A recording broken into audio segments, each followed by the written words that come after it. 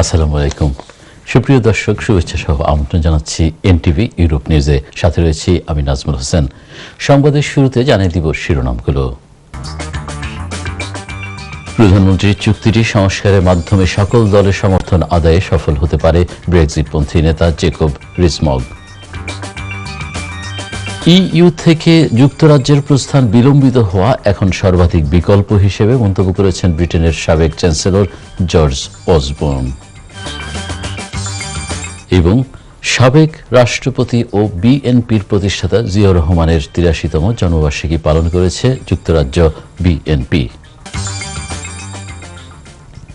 দেখছিলেন শিরোনামগুলো, এবার চলে যাচ্ছি বিস্তারিত সংবাদে।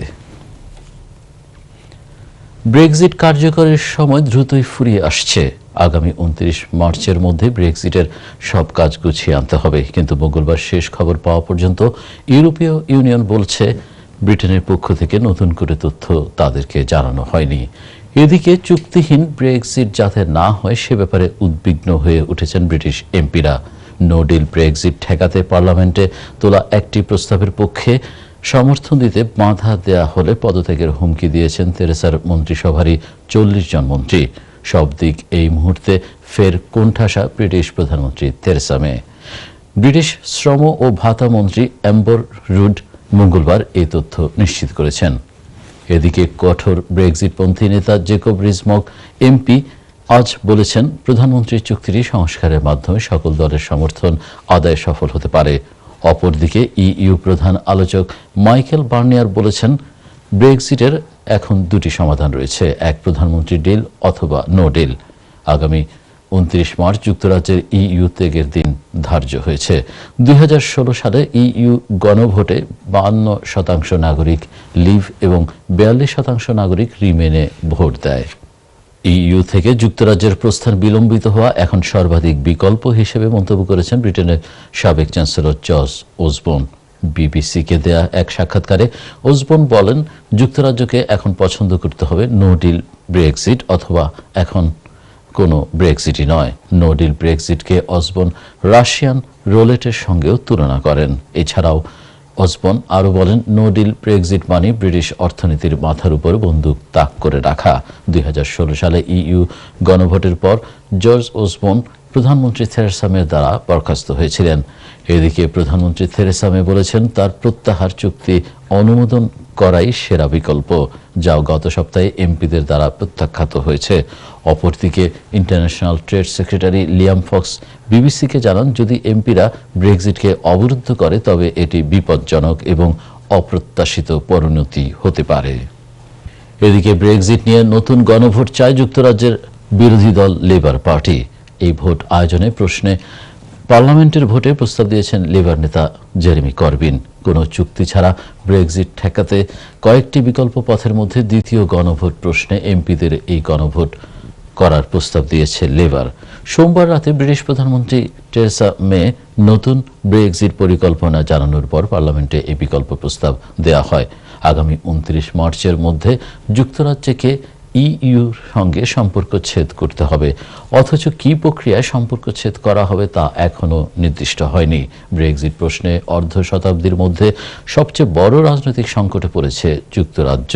১৯৭৩ সালে ইইউতে যোগ দেয় দেশটির জনগণ। ২০১৬ সালে ২৩শে জুন এক ঐতিহাসিক গণভোটে রাজনৈতিক ও অর্থনৈতিক এই জোট থেকে বেরিয়ে যাওয়ার পক্ষে রায় দেয়। কোনো প্রক্রিয়ায় যুক্তরাজ্য আলাদা হবে এবং এরপর ইইউভুক্ত বাকি ২৭টি রাষ্ট্রের সঙ্গে যুক্তরাজ্যের সম্পর্ক কেমন হবে সেই পথ বের করার জন্য সময় নেওয়া হয় ২১ মাস। পার্লামেন্টে বড় পরাজয়ের পর মে বিকল্প পরিকল্পনা নিয়ে সংকট সমাধানের সামনে অগ্রসর হওয়ার চেষ্টা করেছেন, তবে সংকট থেকে উত্তরণের কোনো পথ এখনও পাওয়া যায়নি। শহীদ রাষ্ট্রপতি এবং বিএনপির প্রতিষ্ঠাতা জিয়াউর রহমানের ৮৩তম জন্মবার্ষিকী উপলক্ষে মঙ্গলবার পূর্ব লন্ডনের রয়্যাল রিজেন্সি ব্যাংকুয়েটিং হলে এক আলোচনা সভার আয়োজন করে যুক্তরাজ্য বিএনপি। আমাদের সহকর্মী মোহাম্মদ মাসুদুজ্জামান জানান, সভায় প্রধান অতিথি হিসেবে উপস্থিত ছিলেন বিএনপি ভারপ্রাপ্ত চেয়ারম্যান তারেক রহমান। আলোচনা সভায় সভাপতিত্ব করেন যুক্তরাজ্য বিএনপি সভাপতি এম এ মালেক এবং সভা পরিচালনায় ছিলেন যুক্তরাজ্য বিএনপির সাধারণ সম্পাদক কয়সর এম আহমেদ। সভায় বক্তব্য রাখেন বিএনপির কেন্দ্রীয় আন্তর্জাতিক বিষয়ক সম্পাদক মাহিদুর রহমান এবং যুক্তরাজ্য বিএনপির প্রধান উপদেষ্টা শায়েস্তা চৌধুরী কুদ্দুস সহ আরও অনেকে। ওই সময় সভায় যুক্তরাজ্যের সকল স্তরের নেতাকর্মীরা সভায় উপস্থিত ছিলেন। আলোচনা সভায় প্রধান অতিথির বক্তব্যে তারেক রহমান বলেন, 2014 সালের 5 জানুয়ারি নির্বাচনের নামে প্রহসনের পর আওয়ামী লীগ ব্যাংক ডাকাতিতে লিপ্ত হয়েছিল। এরপর 2018 সালের 30 ডিসেম্বর নির্বাচনের নামে প্রহসন করে তারা রাতের অন্ধকারে জনগণের ভোট ডাকাতি করে নিয়ে গেছে। তিনি আরও বলেন, 73 সাল থেকে 2018 সাল পর্যন্ত যতবার আওয়ামী লীগ ক্ষমতায় এসেছে কখনোই তারা সুষ্ঠু নির্বাচনের মাধ্যমে ক্ষমতায় আসতে পারেনি। তিনি বলেন, একটি রাজনৈতিক দলের অন্যতম লক্ষ্য ক্ষমতায় যাওয়া, তবে আসল লক্ষ্য ক্ষমতা কিংবা ক্ষমতার বাইরে সর্বাবস্থায় রাজনৈতিক দলটি জনগণের সঙ্গে থেকে জনগণের আস্থা অর্জন করা। যদি তাই হয় তাহলে বিএনপি 100% সফল, কারণ বিএনপির সঙ্গে বর্তমানে দেশের 80% মানুষ। রাজনৈতিক দল হিসেবে এটি অবশ্যই বিএনপির সবচেয়ে বড় সাফল্য। তিনি নেতাকর্মীদের হতাশ না হয়ে ঐক্যবদ্ধ থাকার আহ্বান জানান। বাংলাদেশ জাতীয়তাবাদী দল এবং জাতীয়তাবাদী যারা বাংলাদেশের অস্তিত্বে বিশ্বাস করে, সার্বভৌমত্বে বিশ্বাস করে, আমরা কেউ হারিনি। কারণ নির্বাচনই তো হয়নি নেতৃবৃন্দ। নির্বাচন হয়েছে? নির্বাচনই হয়নি। আমরা চেয়েছিলাম জনগণকে সাথে নিয়ে নির্বাচন করতে। নির্বাচনে তো জনগণ ভোট দেওয়ারই সুযোগ পায়নি। যে যা হয়েছে, মানুষ তো ভোট দেওয়ারই সুযোগ পায়, নির্বাচন হলো কোথায়? কাজে আমাদের হতাশার কোনো কারণ নেই। নেতৃবৃন্দ, আজ প্রমাণিত হয়েছে, আমি যখন আমার নেতাকর্মীদের সাথে কথা বলি, আমার নেতাকর্মীরা বলে যে আজকে 70 থেকে 80% মানুষ বাংলাদেশের ধানের শীষকে সমর্থন করে। বাংলা শিক্ষা ও মসজিদ নির্মাণে সরকারের সহযোগিতার আশ্বাস দেন ইতালিস্থ বাংলাদেশ দূতাবাসের রাষ্ট্রদূত আব্দুস সোবহান শিকদার। রোমের ইমামদের সাথে মতবিনিময় সভায় রাষ্ট্রদূত আরও জানান, 2019 সালের জুন মাসের পর থেকে পাসপোর্টের নাম ও জন্ম তারিখ আর পরিবর্তন করা যাবে না। বিস্তারিত জানাচ্ছেন আমাদের ইতালি ব্যুরো প্রধান মুনিরুজ্জামান মুনির। ইতালিতে বাংলা স্কুল এবং মসজিদ নির্মাণে সরকার আর্থিক সহযোগিতা দেবে বলে জানিয়েছেন ইতালিস্থ বাংলাদেশ দূতাবাসের রাষ্ট্রদূত আব্দুস সোবহান শিকদার। দূতাবাস কার্যালয়ে রোমের বিভিন্ন মসজিদের ইমামদের সাথে অনুষ্ঠিত এক মত বিনিময় সভায় প্রবাসে বাংলা শিক্ষার পাশাপাশি ধর্মীয় শিক্ষার উপর গুরুত্ব আরোপ করেন তিনি। আপনার স্কুলের টিচারের সমস্ত বেতন, স্কুল বানানোর খরচ সব কিছুই সরকার দিতে পারে, কিন্তু যেটা দরকার হয় এটা একটা কমিটি করতে হয়। এই কমিটি কোনো একটা জায়গা, ঘর ভাড়া নেবে অথবা কিনবে। হ্যাঁ, তারপরে আপনার স্কুলের সেট আপ, এই স্কুলটা 1 বছর পর্যন্ত সুন্দরভাবে চলেছে। দূতাবাস কাউন্সিলর এরফানুল হকের সঞ্চালনায় অনুষ্ঠিত মত বিনিময় সভায় কাউন্সিলর শিকদার আশরাফুর রহমান, প্রথম সচিব শেখ সালেহ আহমেদ এবং AFM সাইম উপস্থিত ছিলেন। ইতালি প্রবাসীদের গুরুত্বপূর্ণ বিষয় পাসপোর্ট সংক্রান্ত তথ্য পরিবর্তন নিয়ে রাষ্ট্রদূত বলেন, এর আগে বিশেষ অনুরোধে পাসপোর্টের তথ্য পরিবর্তন করতে পারলেও চলতি বছরের জুন মাসের পর থেকে পাসপোর্টে আর কোনো তথ্য অর্থাৎ নাম, জন্ম তারিখ পরিবর্তন করা যাবে না। আমরা সরকারকে বলেছি যে একটা শেষ সময়সীমা বেঁধে দিয়ে, যে যেমন আগামী জুনের পরে আর কাউকে মানে এই ধরনের পরিবর্তিত মানে তথ্যের ভিত্তিতে পাসপোর্ট ইস্যু করা হবে না, একটাও না। এটা একটা কাট অফ ডেট দিয়ে, শেষ সময়সীমা দিয়ে তারপরে এটা করা ভালো হয়। মত বিনিময় সভায় রোমের বিভিন্ন মসজিদের ইমাম সহ অনেকেই উপস্থিত ছিলেন। তারা নানান বিষয়ে রাষ্ট্রদূতের সাথে আলোচনা করেন। প্রবাসীরা নিজ নিজ অবস্থান থেকে দেশের মর্যাদা বৃদ্ধিতে কাজ করবেন। সবাই রাষ্ট্রদূত আব্দুস সোবহান শিকদার এমন আশাবাদ ব্যক্ত করেন। Moniruzzaman Munir, NTV, Europe news, Rome, Italy. দর্শক, এবার কমিউনিটি প্রসঙ্গ। সাবেক জনপ্রশাসন মন্ত্রী, সমাজ উন্নয়নের একজন সফল কারিগর, বীর মুক্তিযোদ্ধা সদ্য প্রয়াত সৈয়দ আশরাফুল ইসলামের রুহের মাগফিরাত কামনা করে শোক সভার ও দোয়া মাহফিলের আয়োজন করে বঙ্গবন্ধু ফাউন্ডেশন। যুগ্ম সাধারণ সম্পাদক আব্দুল বাসিরের পরিচালনায় সভায় সভাপতিত্ব করেন সংগঠনের সভাপতি আলতাফ হোসেন বাইস। এই সময় সভায় প্রধান অতিথি হিসেবে উপস্থিত ছিলেন যুক্তরাজ্য আওয়ামী লীগের সভাপতি সুলতান শরীফ। প্রধান বক্তা হিসেবে উপস্থিত ছিলেন মারুফ আহমেদ চৌধুরী। অনুষ্ঠানের শুরুতে পবিত্র কোরআন থেকে তিলাওয়াত করেন এবং মরহুমের আত্মার মাগফিরাত কামনা করে দোয়া পরিচালনা করেন মাওলানা শফিকুর রহমান বিপ্লবী। সভায় বক্তাগণ মরহুমের কর্মজীবন নিয়ে আলোচনা করেন এবং বলেন, সৈয়দ আশরাফ ছিলেন সৎ ও ন্যায়ের প্রতীক। যোগ্য পিতার যোগ্য সন্তান হিসেবে তিনি সারা জীবন দেশ ও জাতির কল্যাণে কাজ করে গেছেন। বাঙালি জাতি তাঁর কর্মময় জীবনের কথা ভুলবে না। এই সময় সভায় আরও উপস্থিত ছিলেন মাইজউদ্দিন আহমেদ, হারুন মিয়া, মোহাম্মদ ইকবাল হোসেন, মোহাম্মদ দিলওয়ার হোসেন, জবরুল ইসলাম, নানু শেখ, শামীম আহমেদ সহ আরও অনেকে। Italian Bangladeshi welfare association Nottingham ইউকের পক্ষ থেকে ইংরেজি নববর্ষ উপলক্ষে সেনিংটনের গ্রিনওয়ে সেন্টারে পিঠামেলা ও সাংস্কৃতিক সন্ধ্যা অনুষ্ঠিত হয়েছে। আমাদের এনটিভি সহকর্মী জাহাঙ্গীর আলম শিকদার জানান, অ্যাসোসিয়েশনের সভাপতি আনোয়ার মৃধার সভাপতিত্বে এবং সাইফুল ইসলামের পরিচালনায় প্রধান অতিথি হিসেবে উপস্থিত ছিলেন মোহাম্মদ বদরুদ্দোজা। এতে শুভেচ্ছা বক্তব্য দেন অ্যাসোসিয়েশনের সহসভাপতি মালেক সর্দার, সহসভাপতি আমির হোসেন, সাধারণ সম্পাদক শাহিন খান, সাংগঠনিক সম্পাদক নাসির ব্যাপারে, উপদেষ্টা নাজমুল হোসেন, দীপা আক্তার, কবির সর্দার, সাংস্কৃতিক সম্পাদক, প্রচার সম্পাদক হোসেন মাহমুদ সহ আরও অনেকেই। অনুষ্ঠানের দ্বিতীয় পর্বে ছিল ছোটদের নাচ, গান, কবিতা, কুইজ প্রতিযোগিতা এবং লন্ডন থেকে আসা শিল্পী কাজী কল্পনা, আমিন খান সহ স্থানীয় শিল্পীদের পরিবেশনা। সবশেষে রেফেল ড্র এবং অ্যাসোসিয়েশনের সাধারণ সম্পাদক শাহিন খানের সমাপনী বক্তৃতার মাধ্যমে শেষ হয় অনুষ্ঠানটি। জগন্নাথপুর ব্রিটিশ বাংলা এডুকেশন ট্রাস্টের বিশেষ সাধারণ সভা মঙ্গলবার পূর্ব লন্ডনের ব্রিক লেনের একটি রেস্টুরেন্টে অনুষ্ঠিত হয়েছে। এতে যুক্তরাজ্যের বিভিন্ন শহর থেকে সংগঠনের ট্রাস্টিরা অংশ নেয়। সভায় জানানো হয়, জগন্নাথপুর শহরের কাছেই প্রায় 3.5 কোটি টাকা ব্যয়ে 14 ডিসিমেল জায়গার উপর 3তলা বিশিষ্ট ট্রাস্টের রিসোর্স সেন্টারের নির্মাণ কাজ গত 16 জানুয়ারি থেকে পুরোদমে শুরু হয়েছে। সেন্টার নির্মাণে বাংলাদেশ সরকার 1,20 লাখ টাকার অনুদান দিয়েছে। বাকি টাকা ট্রাস্টিবৃন্দ দিচ্ছেন বলে জানান। ভবন নির্মাণের উদ্বোধনের জন্য সভাপতি, সাধারণ সম্পাদক সহ বেশ কয়েকজন ট্রাস্টি বাংলাদেশে গমন করেন। সভায় আরও জানানো হয়, আগামী 12 ফেব্রুয়ারি 2019 সংগঠনের দ্বিবার্ষিক সভা এবং নির্বাচন অনুষ্ঠিত হবে। নির্বাচনের জন্য মনোনয়নপত্র দাখিল 29 জানুয়ারি ও প্রত্যাহার 31 জানুয়ারি নির্ধারণ করা হয়েছে। যারা এখনও নমিনেশন ফর্ম পাননি তাদেরকে সাধারণ সম্পাদকের সাথে যোগাযোগের আহ্বান জানানো হয়।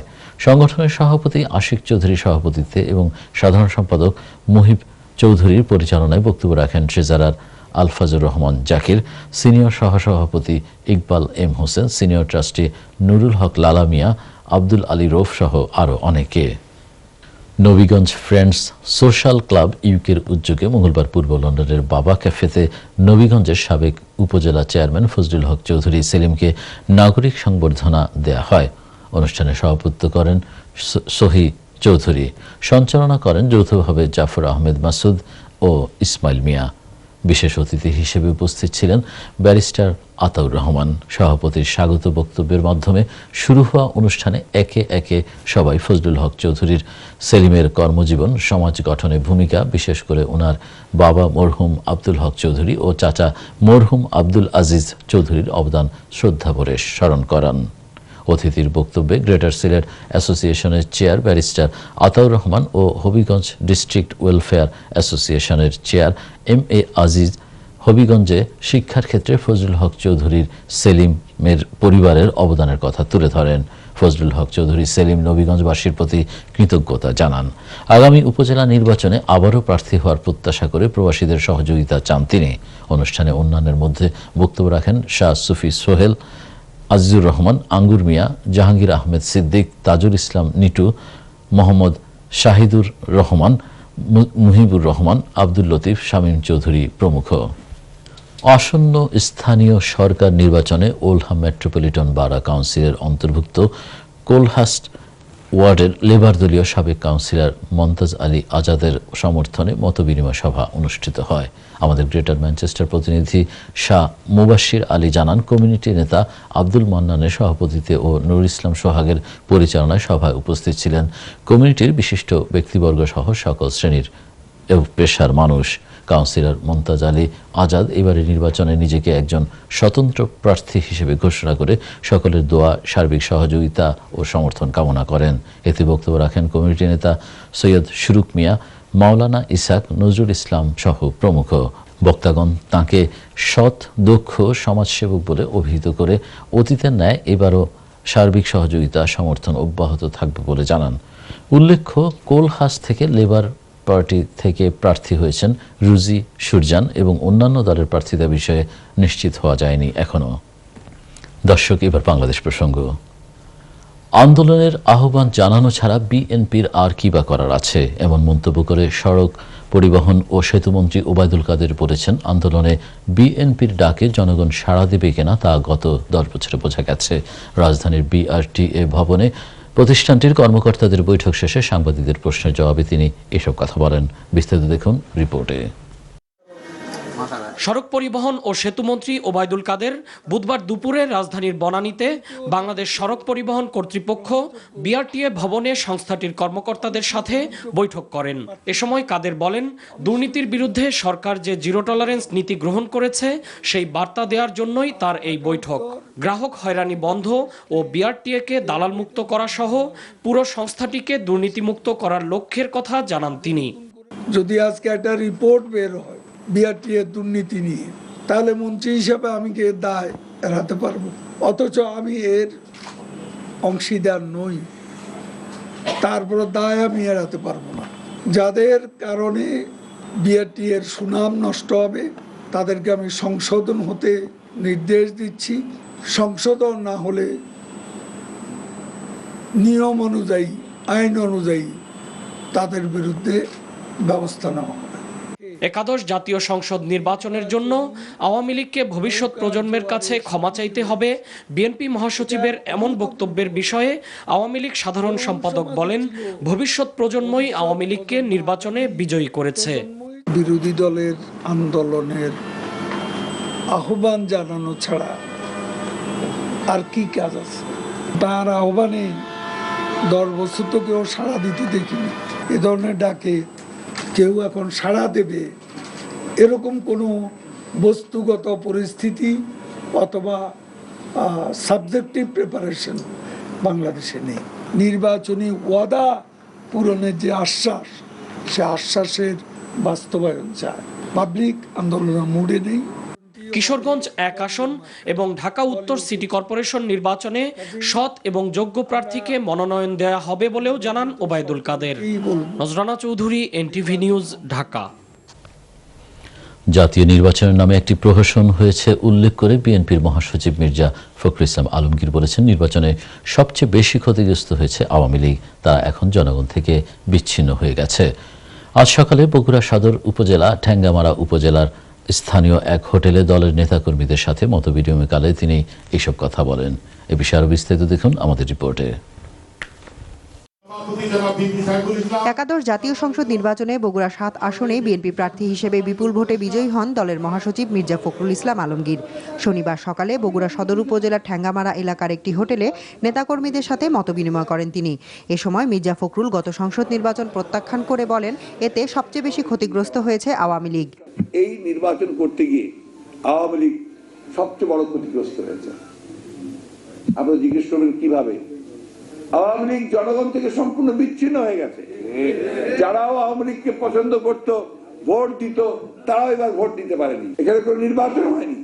এখানে নির্বাচনের নামে একটা তামাশা হয়েছে। এই তামাশাকে প্রত্যাখ্যান করেছি আমরা ফলাফল প্রত্যাখ্যান করেছি।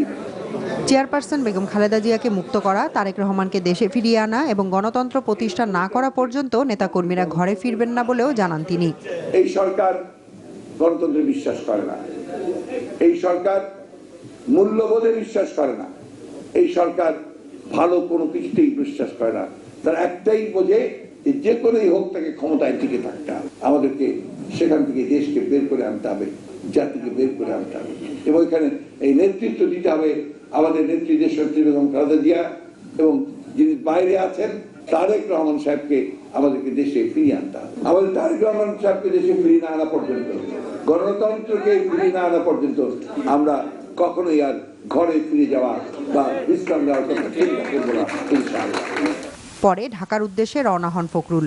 NTV news desk.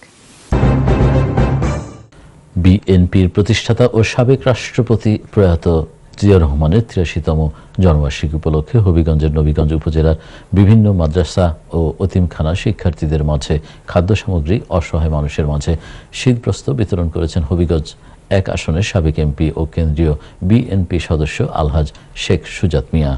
পরে শহরের গোল্ডেন প্লাজাস্থ দলীয় কার্যালয়ের সামনে অসহায় মানুষের মধ্যে শীতবস্ত্র বিতরণ করেন। এই সময় অন্যান্যের মধ্যে উপস্থিত ছিলেন পৌর বিএনপির সহসভাপতি সাইফুর রহমান মালিক, মুশফিকুজ্জামান চৌধুরী নোমান, সাংগঠনিক সম্পাদক যুবরাজ গোপ, উপজেলা মৎস্যজীবী দলের সভাপতি সাহেব আলী, ওলেমা দলের নেতা মুস্তফা আল হাদি, হবিগঞ্জ জেলা ছাত্রদলের সহ সাধারণ সম্পাদক রুকন চৌধুরী, সহ সাংগঠনিক সম্পাদক মিটন আহমেদ, সদস্য তৌহিদ চৌধুরী, নবীগঞ্জ উপজেলা ছাত্রদল নেতা শেখ শিপন, মুরাদ আহমেদ সহ আরও অনেকে। বাংলাদেশের পর্যটন শিল্প সুপ্ত বা মৃত অবস্থায় পড়ে রয়েছে, সেগুলোকে জাগিয়ে তুলে আকর্ষণীয় পর্যটন শিল্প হিসেবে গড়ে তোলা হবে বলে মন্তব্য করেছেন বেসামরিক বিমান পর্যটন প্রতিমন্ত্রী মোহাম্মদ মাহবুব আলী। তিনি আরও বলেন, দেশে সম্ভাবনার অনেক জায়গা রয়েছে।